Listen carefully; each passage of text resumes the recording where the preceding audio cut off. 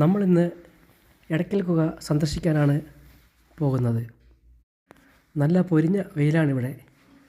അതുകൊണ്ട് വഴി സൈഡിൽ കാണുന്ന കടയിൽ കയറി തൊപ്പിയൊക്കെ വാങ്ങി തലയിൽ വെച്ചുകൊണ്ടാണ് നടക്കുന്നത്. ഇതിൻ്റെ പ്രവേശന കവാടം ഇവിടെയാണ്. എടക്കൽ ഗുഹ എന്നെഴുതിയ ബോർഡ് കാണാം. അവിടേക്കുള്ള സമയവും എല്ലാം ഇവിടെ എഴുതി വച്ചിട്ടുണ്ട്. തിങ്കളാഴ്ച ദിവസം ഇവിടെ ലീവാണ്. നമ്മൾ ആദ്യം കാണുന്നത് ഒരു കുരിശൊക്കെയുള്ള ഒരു ഗ്രോട്ടോയാണ്. ഇവിടെ നിന്ന് ഏകദേശം 1 കിലോമീറ്റർ നടന്ന് വേണം നമുക്ക് ടിക്കറ്റ് കൗണ്ടറിലേക്ക് എത്താൻ. നല്ല കോൺക്രീറ്റ് റോഡിലൂടെയാണ് നമ്മൾ നടന്നു പോകുന്നത്. ചെറിയ കയറ്റം കയറി വേണം നമുക്ക് ഗുഹയുടെ പ്രവേശന കവാടത്തിലേക്ക് എത്താൻ. 2 സൈഡും സ്വകാര്യ വ്യക്തികളുടെ കാപ്പിത്തോട്ടമാണ്. ഈ കാണുന്നതാണ് എടക്കൽ മല. ഇതിൻ്റെ ചെരുവിലാണ് ഗുഹ ഉൾപ്പെടുന്നത്. ഒരുപാട് സഞ്ചാരികൾ രാവിലെ തന്നെ എടക്കൽ ഗുഹ സന്ദർശനം കഴിഞ്ഞ് തിരിച്ചിറങ്ങി വരുന്നുണ്ട്. വയനാട്ടിലെ ഏറ്റവും പ്രധാനപ്പെട്ട ഒരു ടൂറിസ്റ്റ് കേന്ദ്രമാണ് എടക്കൽ ഗുഹ. ഒരിക്കലെങ്കിലും എടക്കൽ ഗുഹ നമ്മൾ കണ്ടിരിക്കണം. അത്രയും രസകരമാണ് ഇവിടേക്കുള്ള യാത്രയും ഇവിടുത്തെ കാഴ്ചകളും. ബത്തേരിയിൽ നിന്ന് ഏകദേശം 14 കിലോമീറ്റർ ദൂരമാണ് എടക്കൽ ഗുഹയിലേക്കുള്ളത്. നമ്മുടെ സ്വന്തം വാഹനങ്ങളിലോ ടാക്സി വാഹനങ്ങളിലോ നമുക്ക് ഇവിടെ എത്തിച്ചേരാവുന്നതാണ്. പ്രൈവറ്റ് ബസ്സുകളൊന്നും ഈ വഴിക്ക് ഓടുന്നില്ല. എടക്കൽ ഗുഹ എത്താറാകുമ്പോഴുള്ള ടോൾ ഗേറ്റിൽ വണ്ടി നിർത്തി പാർക്കിംഗ് ഫീ അടച്ചു കഴിഞ്ഞാൽ പാർക്കിംഗ് ഫീയിലുള്ള രസീതിൽ കൗണ്ടർ നമ്പർ കാണിച്ചിട്ടുണ്ടാവും. ആ നമ്പറിൽ നമ്മുടെ വണ്ടി പാർക്ക് ചെയ്യാവുന്നതാണ്. വണ്ടി പാർക്ക് ചെയ്ത ശേഷം നമുക്ക് എടക്കൽ ഗുഹയിലേക്ക് നടന്നാണ് പോകേണ്ടത്. ഈ റോഡിലൂടെ വാഹനങ്ങൾ ഓടുന്നത് സ്വകാര്യ വ്യക്തികളുടെ തോട്ടത്തിലേക്ക് പോകുന്ന വാഹനങ്ങളാണ് ഇതിലെ ഓടുന്നത്. എടക്കൽ ഗുഹയുടെ മുകളറ്റം വരെ സ്വകാര്യ വ്യക്തികളുടെ കാപ്പിത്തോട്ടമാണുള്ളത്. എല്ലാ ദിവസവും ഇവിടെ സഞ്ചാരികളുടെ നല്ല തിരക്കാണ്. നമ്മളിപ്പോൾ പ്രവേശന കവാടത്തിൽ എത്തിയിട്ടുണ്ട്. ഇവിടേക്ക് പ്രവേശിക്കാനുള്ള ഫീ 50 രൂപയാണ്. നമ്മൾ ഫീ അടച്ച് ഏകദേശം ആദ്യത്തെ ഗുഹയുടെ ഫ്രണ്ടിലാണ് എത്തിയിട്ടുള്ളത്. ഇവിടം വരെ നമുക്ക് കൽപ്പടവുകളുണ്ട്. ഓരോ കൽപ്പടവും കയറി കയറി വേണം ഇവിടെ എത്താൻ. അതിനുശേഷം ഈ ഗുഹയിലേക്ക് ഒരു ഇടുങ്ങിയ വഴിയിലൂടെയാണ് നമ്മൾ ഏതാണ്ട് നുഴഞ്ഞു കയറും പോലെ കയറി വേണം ആദ്യത്തെ ഗുഹയിൽ പ്രവേശിക്കാൻ. ഏകദേശം നല്ല വിസ്താരമുള്ള ഒരു ഗുഹയാണ് ആദ്യം കാണുന്നത്.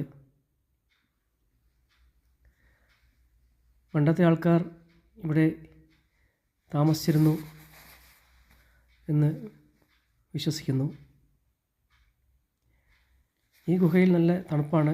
നമുക്ക് കുറച്ചു നേരം ഈ ഗുഹയിൽ വിശ്രമിക്കാവുന്നതാണ്. നമ്മൾ കയറ്റം കയറി വന്ന ക്ഷീണമൊക്കെ ഈ ഗുഹയിലെത്തുമ്പോൾ മാറും. കാരണം നല്ല കൂളിങ്ങും നല്ലൊരു അന്തരീക്ഷമാണ് ഈ ഗുഹയിലുള്ളത്. ഈ ഗുഹയിൽ നിന്ന് നമുക്ക് ഈ ഗുഹേൻ്റെ ഉള്ളിൽ കൂടെ തന്നെയാണ് പിന്നെയും മേലേക്ക് പോകേണ്ടത്. ഈ ഗുഹയുടെ ഉള്ളിലൊരു കട്ടിൽ പോലെ ഒരു പാറക്കല്ല് നിരപ്പായിട്ടുള്ള ഒരു പീഠം പോലെ നിൽപ്പുണ്ട്. പണ്ടുള്ളവർ അതിൽ കിടന്നുറങ്ങിയിട്ടുണ്ടാവണം. ഈ ഗുഹയിൽ നിന്നും പിന്നീടൊരു ദ്വാരം വഴി നമ്മൾ പിന്നെയും മേലോട്ട് കയറി പോവുകയാണ്. അവിടെ മുതൽ കോണി വെച്ചിട്ടുണ്ട്, ഇരുമ്പിൻ്റെ കോണി. അതിലൂടെ നമുക്ക് ഈസിയായിട്ട് മേലോട്ട് കയറി പോകാവുന്നതാണ്. ഏകദേശം 30,000 വർഷം മുമ്പ് ഉണ്ടായ ഒരു ഭൂകമ്പത്തിലാണ് ഈ ഗുഹ രൂപപ്പെട്ടത് എന്നാണ് ചരിത്രകാരന്മാർ പറയുന്നത്. അമ്പുക്കുത്തി മല എന്നൊരു മലയിലാണ് ഈ എടയ്ക്കൽ ഗുഹയുള്ളത്. ഈ മലയുടെ പേരാണ് അമ്പുക്കുത്തി. ഈ ഇടയ്ക്ക് ഒരു കല്ല് തങ്ങി നിൽക്കുന്നതുകൊണ്ടാണ് എടയ്ക്കൽ എന്ന് പേര് വന്നത്. അത് നമുക്ക് മുകളിൽ പോകുമ്പോൾ കാണാം. ഈ ഗുഹ പോലെ രൂപപ്പെട്ടതിൻ്റെ മുകളിൽ ഒരു കല്ല് തങ്ങി നിൽക്കുന്നത്. ഏതാണ്ട് 6000 വർഷം മുമ്പ് മുതൽ ഇവിടെ ജനങ്ങൾ പല പല തവണകളായിട്ട് താമസിച്ചിട്ടുണ്ട്. അതിൻ്റെ അടയാളങ്ങൾ ഇതിൽ കാണാവുന്നതാണ്.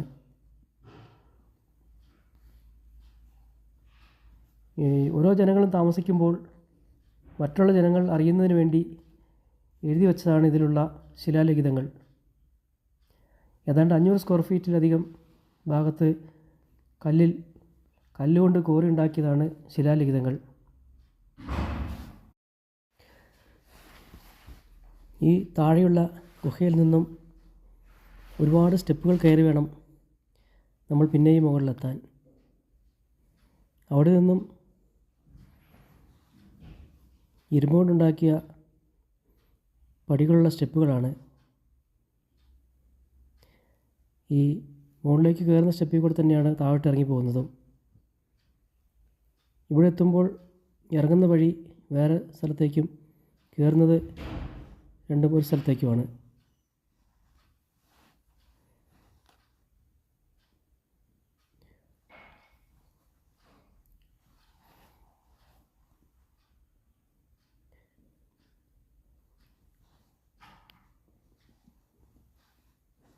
ഇത് ഏകദേശം ഒരു ഹൈറ്റുള്ള സ്ഥലമാണ്. ഇവിടെ നമുക്ക് കുറച്ച് നേരം തങ്ങാനുള്ള വീതിയും വലിപ്പമുള്ള ഒരു ഭാഗമാണ് ഇവിടം.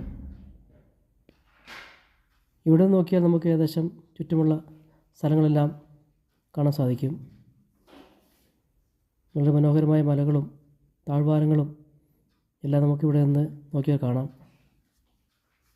പ്രാചീന ശിലായുഗം മുതൽ നവീന ശിലായുഗം വരെ വിവിധ ഘട്ടങ്ങളായിട്ട് ജനങ്ങളിവിടെ അധിവസിച്ചിരുന്നതായിട്ട് നമുക്കിതിൽ നിന്ന് മനസ്സിലാക്കാൻ കഴിയും. ഇങ്ങനെ ചുവർ ചിത്രങ്ങളുള്ള ഇന്ത്യയിലെ ആദ്യത്തെ ഗുഹയാണ് എടയ്ക്കൽ ഗുഹ. ഇവിടെയുള്ള ചുമർ ചിത്രങ്ങളിൽ ആകെ 20% മാത്രമേ മനസ്സിലാക്കിയെടുക്കാൻ പറ്റിയിട്ടുള്ളൂ.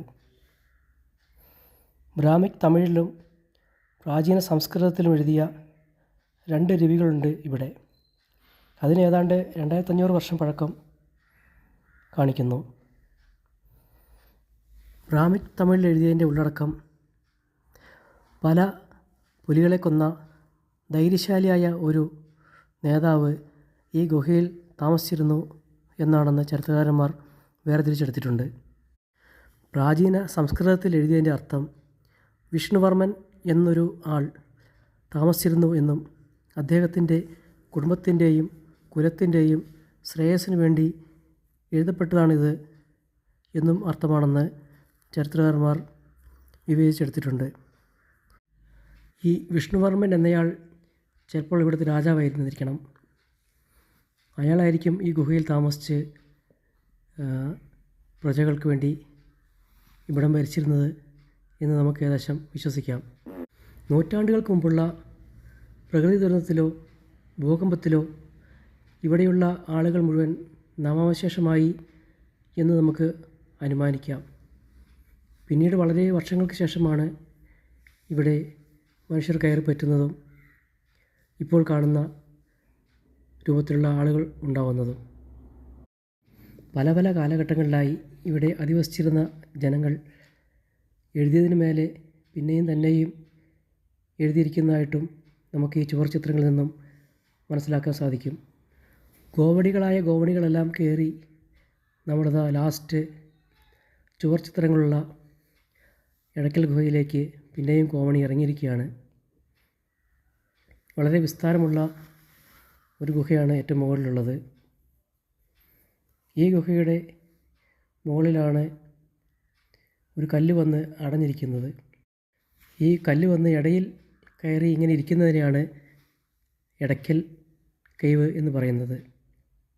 ഈ എടയ്ക്കൽ കേവ് അമ്പുക്കുത്തി മലയിലാണ് സ്ഥിതി ചെയ്യുന്നത്. ഇവിടെ മഴ നനയാതെ താമസിക്കാനുള്ള സൗകര്യമുണ്ട്. കാട്ടുമൃഗങ്ങളെ പേടിക്കാണ്ട് ഈ ഗുഹയിൽ താമസിക്കാം. കാരണം ഈ ഗുഹയിലേക്കുള്ള വഴി ഇടുങ്ങിയതാണ്. അതും താഴോട്ട് ഇറങ്ങണം മേലെ നിന്നും. ഒരുപാട് ആൾക്കാർക്ക് നിൽക്കാൻ പറ്റുന്ന വളരെ വിശാലമായ ഒരു ഗുഹയാണിത്. ഗുഹയെന്ന് പറയാൻ പറ്റില്ല, പാറകളുടെ ഇടയിലുള്ള ഒരു സ്ഥലം എന്നാണ് ഇതിനെ വിശേഷിപ്പിക്കാൻ പറ്റുകയുള്ളൂ. ഒരുപാട് ടൂറിസ്റ്റുകൾ ഇവിടെ നിറഞ്ഞു നിൽക്കുന്നുണ്ട്. എല്ലാവരും ഫോട്ടോയും വീഡിയോയും എല്ലാം എടുത്ത് വളരെ കൗതുകത്തോടെ ഇതെല്ലാം വീക്ഷിച്ച് നിൽക്കുന്നു. അധികവും അന്യസംസ്ഥാനക്കാരാണ് ഇവിടെ കാണാൻ വരുന്നത്. ഇവിടെയുള്ള ജനങ്ങളൊക്കെ ഏകദേശം പണ്ടുകാലം തൊട്ടേ ഇവിടം കണ്ടിട്ടുണ്ട് എന്ന് തോന്നുന്നു. ഒരു 10-30 വർഷം മുമ്പ് ഞാനിവിടെ വന്നിരുന്നു. അന്നിങ്ങനെ കോണികളോ ഇതുപോലെ കയറാൻ സൗകര്യങ്ങളോ ടിക്കറ്റോ കാവൽക്കാരോ ഒന്നുമില്ലാതിരുന്നു. അനാഥമായി കിടക്കുന്ന ഒരു കാലത്തായിരുന്നു അന്ന് വന്നത്. അന്ന് ടൂറിസ്റ്റുകളും ആരും വരവില്ലായിരുന്നു. വരുന്നവരെല്ലാം കല്ലുകളിൽ അവർക്ക് തോന്നിയതൊക്കെ കോറുകയും എഴുതുകയൊക്കെ ചെയ്ത് കുറേയൊക്കെ നശിപ്പിക്കപ്പെട്ടിരിക്കുന്നുണ്ട്. പിന്നീടാണിത് പുരാവസ്തു വകുപ്പ് ഏറ്റെടുക്കുകയും ഇതിവിടെ സംരക്ഷിത സ്മാരകമായി ഏർപ്പെടുത്തുകയും ഇവിടെ വേലി കെട്ടി തിരിക്കുകയും സഞ്ചാരികൾക്ക് ഒരു ഫീസ് നിശ്ചയിച്ച് സഞ്ചാരികളെ നിയന്ത്രിച്ച് കടത്തിവിടുകയും ചെയ്യുന്ന സംവിധാനം ഏർപ്പെടുത്തിയത്. ആദ്യകാലങ്ങളിൽ ഇതിൻ്റെ ഏറ്റവും ടോപ്പിൽ വരെ പോകാമായിരുന്നു. ഇതിൻ്റെ മുകളിൽ ഒരു ഗുഹയും കൂടിയുണ്ട്, ഏറ്റവും മുകൾ ഭാഗത്തായിട്ട്. അതിന് മുകളിൽ പോയി കഴിഞ്ഞാൽ ഭയങ്കര കാറ്റാണ്. കാറ്റത്ത് നമ്മൾ മറിഞ്ഞു വീഴുന്ന പോലെയുള്ള ശക്തമായ കാറ്റാണ് ഏറ്റവും മുകൾ ഭാഗത്തടിക്കുന്നത്. ഇപ്പോൾ അങ്ങോട്ടൊന്നും ആരെയും കടത്തിവിടുന്നില്ല. ഈ രണ്ടാമത്തെ ഗുഹ കഴിഞ്ഞ് മേൽപോട്ട് ബ്ലോക്ക് ചെയ്ത് വെച്ചിരിക്കുകയാണ്. ആദ്യകാലങ്ങളിൽ യഥേഷ്ടം ആളുകൾ അവർ തോന്നിയതുപോലെ ഗുഹയിൽ കയറി ഇറങ്ങുകയും ചിത്രങ്ങളെല്ലാം കുത്തിക്കോരി നശിപ്പിക്കുകയും അവരുടെ പേരെഴുതി വയ്ക്കുകയും അങ്ങനത്തെ ഒരു പ്രവണതയുണ്ടായിരുന്നു. ഇപ്പോൾ ഇത് വളരെ കാര്യക്ഷമമായിട്ട് പ്രവർത്തിക്കുന്നു. എല്ലായിടത്തും ഗാർഡുമാരും കാവൽക്കാരും എല്ലാം നോക്കാനും ആൾക്കാരെ നിരീക്ഷിക്കാനും ഇവിടെയുണ്ട്. 2 വലിയ കൂറ്റൻ പാറ പിളർന്ന് മാറിയിരിക്കുന്ന ഒരു ഭാഗമാണ് ഇപ്പോൾ ഈ കാണുന്നത്. അതൊരു ഗേറ്റ് വെച്ച് അടച്ചു വച്ചിരിക്കുകയാണ്. ഇല്ലെങ്കിൽ ആളുകൾ അതിൻ്റെ ഇടയിലിറങ്ങി കുടുങ്ങി അപകടത്തിൽപ്പെടാൻ സാധ്യതയുണ്ട്. ഈ മലയുടെ ഉയരം സമുദ്രനിരപ്പിൽ നിന്ന് ഏകദേശം 4000 അടി ഉയരത്തിലാണ്. 1894 അന്നത്തെ മലബാർ പോലീസ് സൂപ്രണ്ടായിരുന്ന ഫെഡറിക് ഫോസറ്റ് എന്ന ബ്രിട്ടീഷുകാരനാണ് ഈ എടയ്ക്കൽ ഗുഹ കണ്ടുപിടിക്കുന്നത്. അദ്ദേഹവും കൂട്ടാളികളും നായാട്ടിനായിട്ട് മല കയറിയപ്പോഴാണ് ഈ ഗുഹ ഇങ്ങനെയൊരു സംഭവം ഇവിടെ കാണുന്നതും അദ്ദേഹം അതിനെപ്പറ്റി അന്വേഷിക്കുകയും ഈ ഗുഹയിലുണ്ടായിരുന്ന ചെളിയും മണ്ണുമെല്ലാം ഇവിടെയുള്ള ആളുകളെ കൊണ്ട് നീക്കം ചെയ്യിക്കുകയും ഇവിടെ നിന്നും ഒരുപാട് ചരിത്രാവശിഷ്ടങ്ങൾ അദ്ദേഹത്തിന് ലഭിക്കുകയുണ്ടായി. ഇവിടെ നിന്നും ലഭിച്ചിരിക്കുന്ന കുറേയൊക്കെ ചരിത്ര സ്മാരകങ്ങൾ അമ്പലവയൽ മ്യൂസിയത്തിൽ ഇപ്പോൾ നമുക്ക് കാണാൻ സാധിക്കും. വിസ്മയകരമായ ഇവിടുത്തെ കാഴ്ചകളെല്ലാം കണ്ടതിന് ശേഷം ഗുഹയിൽ നിന്ന് നമ്മൾ വീണ്ടും കോണി വഴി കരയ്ക്ക് കയറിയിരിക്കുകയാണ്. അവിടെ നിന്ന് നമ്മൾ പിന്നെ താഴോട്ട് ഇറങ്ങുകയാണ്. ഇനി ഫുൾ താഴോട്ട് കുത്തനിറക്കമാണ്. കൈവരിയുള്ള കോവണിയുണ്ട് താഴെ വരെ. സുഖമായിട്ട് നമുക്ക് കോണി വഴി താഴോട്ട് സ്റ്റെപ്പ് വെച്ച് ഇറങ്ങിപ്പോകാവുന്നതാണ്.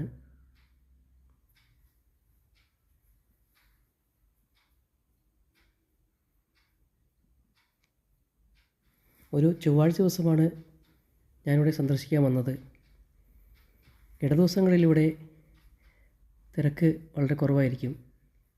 ശനി ഞായർ ദിവസങ്ങളിൽ അഭൂതപൂർവമായ തിരക്കാണ് ഇവിടെ കാണാൻ കഴിയുക. കോണികൾ വഴി ഇടതിങ്ങിയ ആൾക്കാർ ഇറങ്ങുന്ന കാഴ്ച കാണാൻ പറ്റും.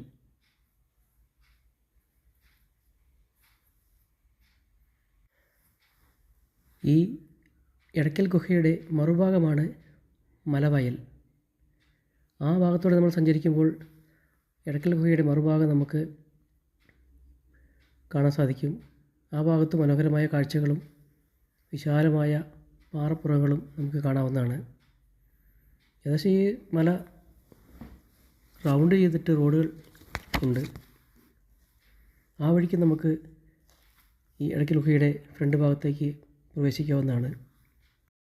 ആദ്യ കാലഘട്ടങ്ങളിൽ കള്ളന്മാർക്കും നക്സലേറ്റുകാർക്കും ഒളിച്ചിരിക്കാനുള്ള ഒരു സ്ഥലമായിരുന്നു എടയ്ക്കൽ ഗുഹ. ഇവിടെയൊന്നും മനുഷ്യവാസമില്ലാത്ത പ്രദേശമായിരുന്നു. കുത്തനെയുള്ള കയറ്റം കയറി ആരും മുകളിലേക്കൊന്നും പോകില്ലായിരുന്നു. കൊടും കാടായിരുന്നു. പിന്നീട് വർഷങ്ങൾക്ക് ശേഷമാണ് കാടൊക്കെ വെട്ടിത്തെളിച്ച് ഇവിടെ തോട്ടമൊക്കെ രൂപപ്പെട്ട ശേഷം ഈ ഗുഹയിലേക്ക് ആളുകൾ കാണാൻ വന്നുകൊണ്ടിരുന്നത്. ആദ്യകാലങ്ങളിൽ ഇത് അത്ര പ്രസിദ്ധമൊന്നും ആയിരുന്നില്ല. അടുത്തടുത്തുള്ള ആൾക്കാരുകൾ ഇത് കണ്ട് പ്രചരിപ്പിച്ച് പിന്നീട് പല ഭാഗത്തുനിന്ന് ആളുകൾ ഒറ്റയ്ക്കൊറ്റയ്ക്ക് വന്ന് ഇത് കണ്ട് അങ്ങനെ പുറലോകമറിഞ്ഞ് ഇപ്പോൾ കാണുന്ന രൂപത്തിലുള്ള ഒരു ടൂറിസ്റ്റ് പ്ലേസായി മാറി. ഇപ്പോൾ നമ്മൾ കുത്തനെയുള്ള ഇറക്കം ഇറങ്ങിക്കൊണ്ടിരിക്കുകയാണ്. ഇപ്പോൾ ഇങ്ങനെ സൗകര്യമുള്ളതുകൊണ്ട് നമുക്ക് ഈസിയായിട്ട് ഇറങ്ങാൻ സാധിക്കും. ഇതൊന്നുമില്ലാതിരുന്ന ആദ്യകാലങ്ങളിൽ വളരെ കഷ്ടപ്പെട്ടാണ് ഇറങ്ങുന്നത്. കയറുന്ന എങ്ങനെയെങ്കിലും തപ്പിപ്പിടിച്ച് മേലോട്ട് കയറാൻ കഴിയും. ഇറങ്ങുമ്പോഴാണ് ഏറ്റവും ബുദ്ധിമുട്ടുണ്ടായിരുന്നത്. ഇപ്പോൾ നമുക്ക് ഈസിയായിട്ട് താഴെ ഇറങ്ങാൻ കഴിയും.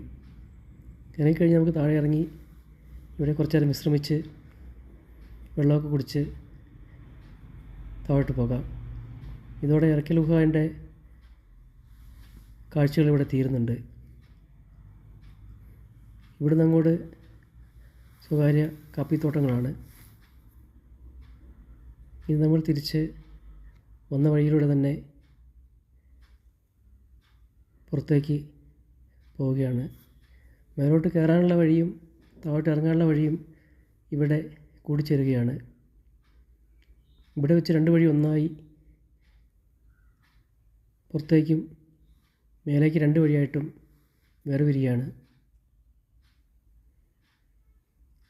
ഇനി നമ്മൾ വന്ന വഴിയിലൂടെ തന്നെ പുറത്തേക്ക് പോകുമ്പോൾ നിരവധി ആളുകൾ വീണ്ടും ഇവിടെ സന്ദർശിക്കാനായി മേലോട്ട് കയറി വരുന്നത് കാണാം. നിറഞ്ഞ മനസ്സോടെ വളരെ സന്തോഷത്തോടെ എല്ലാവരും എടയ്ക്കൽ ഗുഹ സന്ദർശിച്ച് താഴോട്ട് പോവുകയാണ്. വളരെ ആനന്ദദായകമായ ഒരു കാഴ്ചയാണ് എടയ്ക്കൽ ഗുഹയിലുള്ളത്. താഴെ എത്തുമ്പോൾ ഒരു കച്ചവടക്കാരൻ കാപ്പിപ്പൊടി ലൈവായിട്ട് പൊടിച്ച് വിതരണം ചെയ്യുന്നൊരു കാഴ്ചയാണ് കാണുന്നത്. കാപ്പിപ്പൊടി, തേയിലപ്പൊടി, മുളയരി അങ്ങനെ വിവിധങ്ങളായ സാധനങ്ങൾ ഇദ്ദേഹം വിൽപ്പന നടത്തുന്നുണ്ട്.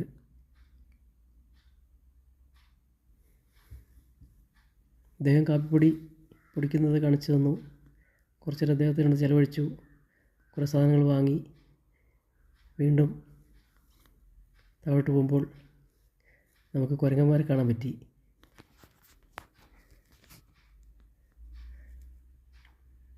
കുരങ്ങന്മാരും കുട്ടിക്കുരങ്ങന്മാരും ധാരാളമായിട്ട് ഇവിടെ കാണാൻ സാധിക്കുന്നുണ്ട്.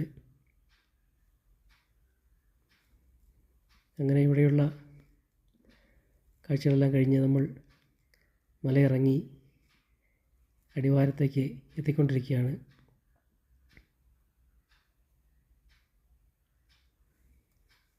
ഒമ്പത് മണി മുതൽ 4 മണി വരെയാണ് ഇവിടുത്തെ സന്ദർശന സമയം. അത് കഴിഞ്ഞാൽ ഇവിടെയുള്ള ചെക്ക് പോസ്റ്റ് അടച്ച് യാത്ര നിരോധിക്കും. ഇപ്പോൾ നമ്മൾ താഴെ മെയിൻ റോഡിലെത്തിക്കഴിഞ്ഞു.